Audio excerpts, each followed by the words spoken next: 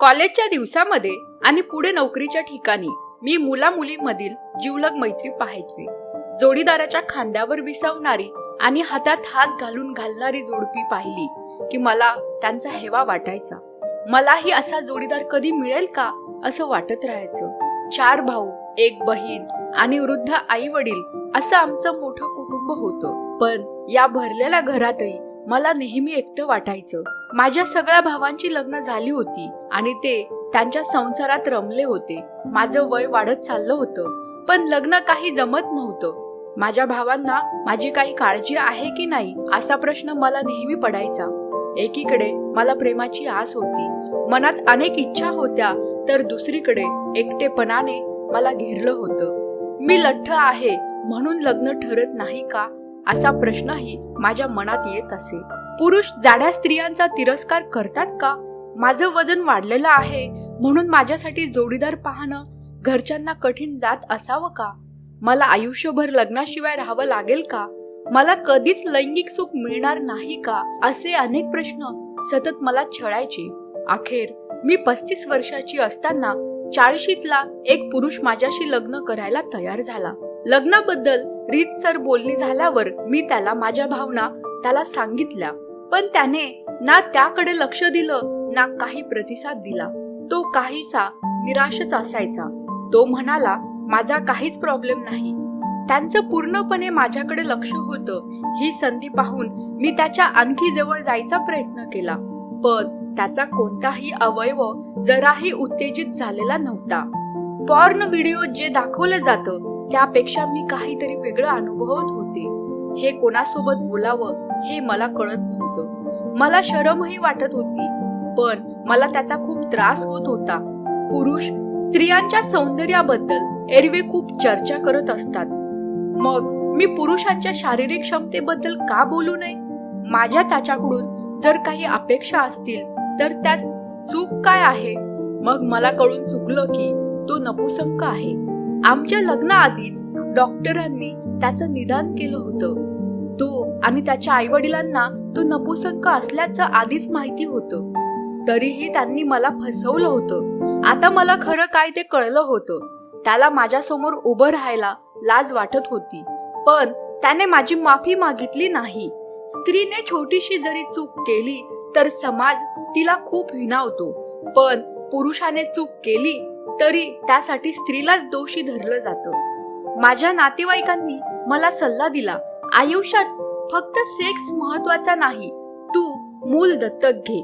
माझ्या सासरच्या मंडळींनी मला विनंती केली की याची कुठेही वाच्यता करू नकोस. लोकांना खरं काय ते कळलं तर समाजात आमची नाचक्की होईल असं ते म्हणाले. माझ्या घरच्यांच्या मते हे माझ्या नशिबातच होतं, पण माझ्या नवऱ्याचं बोलणं माझ्या अधिकच जिव्हारी लागलं होतं. तो म्हणाला, तुला हवं तसं वाग, तू कोणासोबतही संबंध ठेवलेस तरी त्याला माझी हरकत नाही. मी हे कुणालाही सांगणार नाही. तुला त्या संबंधातून मूल झालं तर मी त्याला माझं नाव द्यायला तयार आहे. नवऱ्याची अशी भयावह कल्पना कोणत्याही पत्नीने ऐकली नसेल. त्याने मला फसवलं होतं. आता तो स्वतःची आणि आपल्या कुटुंबाची इज्जत वाचवण्यासाठी मला हे सांगत होता.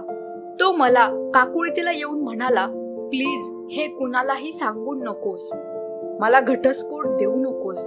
तो जी विनवणी करत होता त्याविषयी मी कल्पनाच करू शकत नव्हते. 2 पर्याय माझ्या समोर शिल्लक होते. एकतर त्याला सोडून द्यावं किंवा प्रेम आणि जोडीदारासोबतच्या स्वप्नांना मारून टाकावं. अखेर मी निर्णय घेतला आणि माझ्या नवऱ्याचं घर सोडलं. माझ्या आई वडिलांनी मला स्वीकारलं नाही. माझ्या मैत्रिणींच्या मदतीने मी नोकरी शोधली आणि लेडीज हॉस्टेलला राहायला गेले.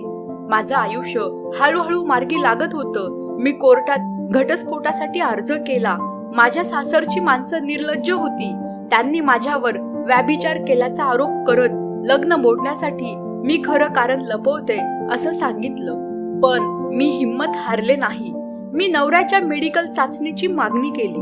कोर्ट कचेरीत 3 वर्ष गेली, पण अखेर मला घटस्फोट मिळाला. ज्या दिवशी मला घटस्फोट मिळाला त्या दिवशी मला पुनर्जन्म झाल्यासारखं वाटलं. मी अजून 40शी ओलांडलेली नाही आणि अजूनही व्हर्जिन आहे. गेल्या काही वर्षात मला अनेक पुरुषांनी विचारलं. त्यांचा समज होता की मला लैंगिक सुख मिळत नव्हतं म्हणून मी नवऱ्याला सोडलं.